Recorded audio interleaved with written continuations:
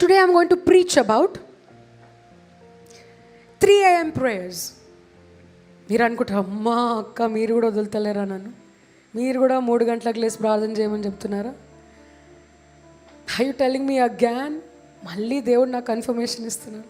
There are some of you, this is an interesting topic. But మీరు అనుకున్నది ఏది కూడా నేను బోధించను. I'm going to tell you exactly what the word says. 3 గంటలకు చేయాలని చిన్నప్పటి నుంచి, నేను రక్షణలోకి రాకమునుపు నుంచి చాలామంది క్రైస్తవులు, I'm not even a believer and they use to tell me, పొద్దున్నేసి ప్రార్థన చేసుకో, పొద్దున్నేసి ప్రార్థన చేసుకో. ఎర్లీ మార్నింగ్ చేస్తే, ఎర్లీ మార్నింగ్ ఉదయకాలపు ప్రార్థనలు దేవుడు వింటాడని, ఉదయకాలపు 3 గంటలకి చేసిన ప్రార్థనలు దేవుడు అంగీకరిస్తాడని, 3 గంటలకి దయ్యాలు తిరుగుతాయి కనుక ప్రార్థన యోధులు అదే టైంకి లేస్తారని. ఎంతమంది విన్నారు ఇలాంటివి? Can you raise your hands? I've been hearing it all my life.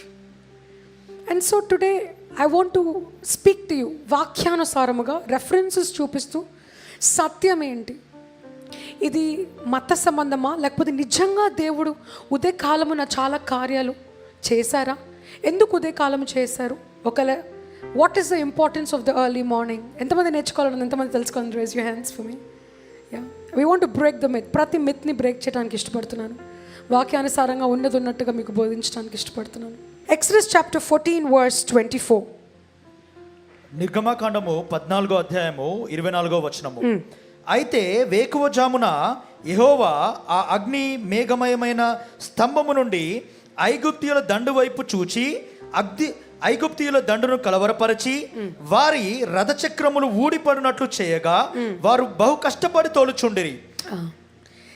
If you notice this, అర్ధరాత్రి వేళ దేవుడు ఇజ్రాయేల్ బిడ్డలందరినీ కూడా ఐగుప్తు నుంచి బయటికి తీసుకొచ్చే కమాండ్ అని ఇచ్చాడు. ఎందుకు? Why did God give that command? ఎందుకు దేవుడు ఆ కమాండ్ అని ఇచ్చారు అంటే, దేవుడు ఆ ఊరిలో నుంచే వేరే నూతన కానాను దేశంలోకి నడిపించడానికి ఇష్టపడ్డాడు. రాత్రి పూట రాజులు పడుకుంటారు. రాజులు ఏం చేస్తారు? వాళ్ళు పోరాడేదే రాజులతో, ఐగుప్తీయ మనుషులతో, బానిసలుగా పనిచేస్తున్నారు. అక్కడ కోటలకు ఐగుప్తీయుల పిల్లలకు వారి ఇంట్లో పనోళ్ళలాగా మన ఇజ్రాయేలు పనిచేస్తున్నారు. వాళ్ళు పడుకున్నప్పుడే వీళ్ళకి బయటికి వచ్చే అవకాశం ఉంటుంది. అమా రైట్? సో గాడ్ డిసైడెడ్ మధ్యరాత్రి వేళ వాళ్ళని అందరూ పడుకున్న సమయంలో, అందుకే దేవుడు ఎర్ర సముద్రము దగ్గర నడిచేంత వరకు ఒక్కరు కూడా వాళ్ళని వెంటాడలేదు. ఎర్ర సముద్రం ఆ మిరకల్ మోమెంట్ వరకు, అద్భుతము, ఎర్ర సముద్రము 2 పాయల చేయటానికి ఆయన పిల్లలు ఆల్రెడీ ఎర్ర సముద్రంలో నడిస్తేనే కార్యం జరుగుతుంది. అమా రైట్? కార్యము జరగాలని ఆయన అర్ధరాత్రి పిల్లలను లేపి ఎర్ర సముద్రం దగ్గర వరకు నడిపించుకుంటూ తీసుకెళ్తా ఉంటాడు. అప్పుడు మార్నింగ్ అయిపోతుంది, వాళ్ళు లేచి చూస్తే ఇజ్రాయెల్ అందరు గాయమైపోతారు ఐగుప్తులో నుంచి. అప్పుడు వెంటాడడం మొదలు పెడతారు. ఆ వెంటాడడం మొదలు పెట్టినప్పుడు ఇజ్రాయెల్ పిల్లలు చక్కగా ఎర్ర సముద్రం దాటెళ్ళిపోతారు, ఐగుప్తీయులు మాత్రము మునిగిపోతారు. So the Lord has decided the time, ఒక ముహూర్తం కోసం కాదు. చాలామంది 3 o'clock ఒక ముహూర్తం అని, 3 o'clockకే దేవుడు the Lord has never in the Bible ఎక్కడ కూడా, మొత్తం నేను రీసెర్చ్ చేసి చెప్తున్నాను మీకు, ఎక్కడ కూడా 3 o'clockకి నేను అద్భుతం చేస్తానని రాయబడలేదు ఎక్కడ కూడా. Because God doesn't believe in time. అంటే ముహూర్తాన్ని నమ్మే దేవుడు కాదు. Every second is blessed by God. దేవుడు ఆజ్ఞ ఇస్తే ఈ క్షణం అయిపోతుంది అంతే. దేవుడు ఆజ్ఞ ఇస్తే ఈ క్షణం అద్భుతం జరగాల్సిందే. దేవుడు ఆజ్ఞ ఇస్తే, ఫర్ ఎగ్జాంపుల్ యు సీ,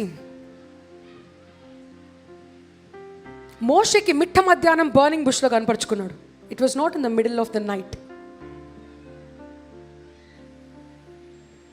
అబ్రహామును దీవిస్తాని మిట్ట మధ్యాహ్నం 12 o'clock in the heat of the day God visited Abraham and promise. Genesis 12 promise ఎక్కడి నుంచి వచ్చింది? మిట్ట మధ్యాహ్నం వచ్చింది.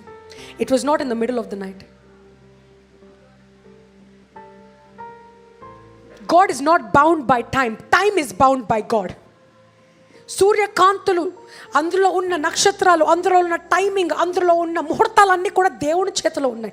God has decided the time. God has decided this moment of blessing for you.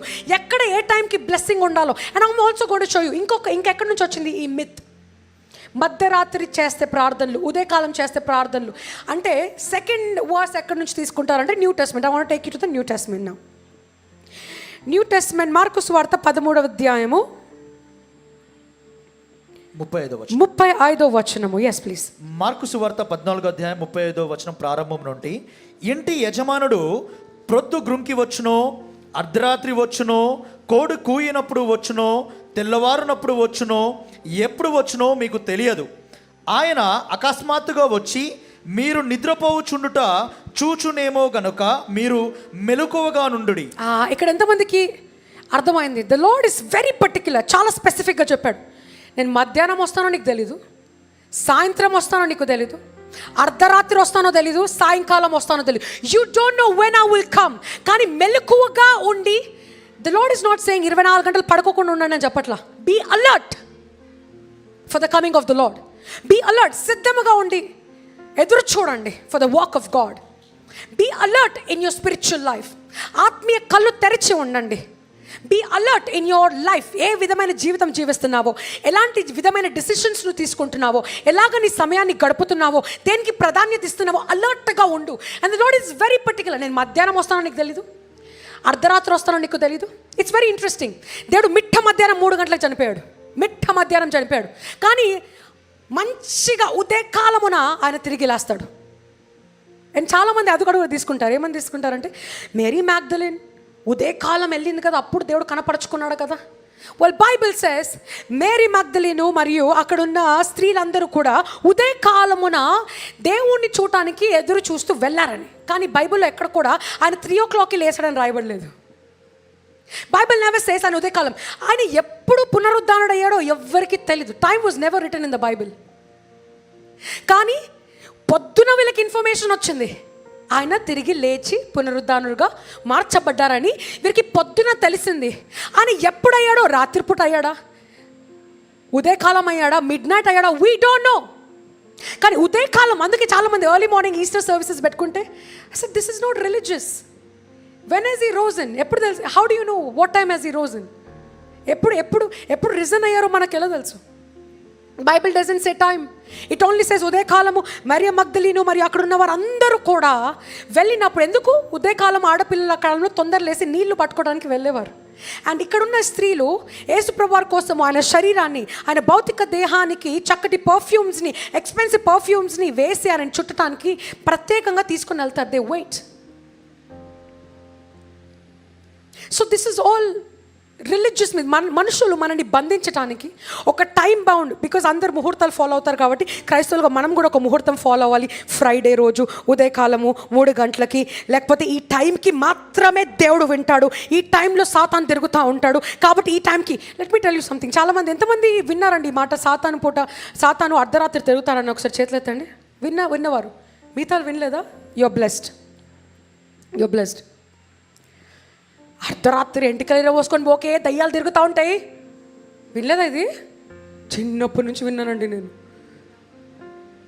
రాత్రిపూట చెట్టు కింద పోకే దయ్యాలు ఆడ కూర్చుంటాయి. వినలేదా మీరు? ఆ తాడు చెట్టు, ఈ ఈత చెట్టు, ఆ చెట్టు, ఈ చెట్టు. దయ్యాలు తిరగడానికి టైం లేదండి. బైబిల్లో ఒక మాట ఉంటుంది, సాతానుడు గర్జించు సింహము వలె ఎప్పుడు ఎవరిని మింగుదామా అని ఎల్లప్పుడూ ఎదురు చూస్తూ ఉండును. సో 3 o'clock ఎదురు చూడు, 24 hours ఎదురు చూస్తూ ఉంటాడు నిన్ను పట్టుకోవడానికి. Is constantly looking 24/7. ఎప్పుడు దొరుకుతావా? ఎప్పుడు నువ్వు తప్పు నిర్ణయం తీసుకుంటావా? ఎప్పుడు పాపంలో అడుగు పెడతావా? ఎప్పుడు చెడు పని చేస్తావా? ఎప్పుడు చెడ్డ త్రోవలు నడుస్తావా? హీస్ 24. గర్జించు సింహము అర్ధరాత్రి కూర్చొని తినదు. వేట అర్ధరాత్రి చేయదు సింహం. ఎప్పుడు చేస్తుంది వేట? 24/7. whenever she's hungry.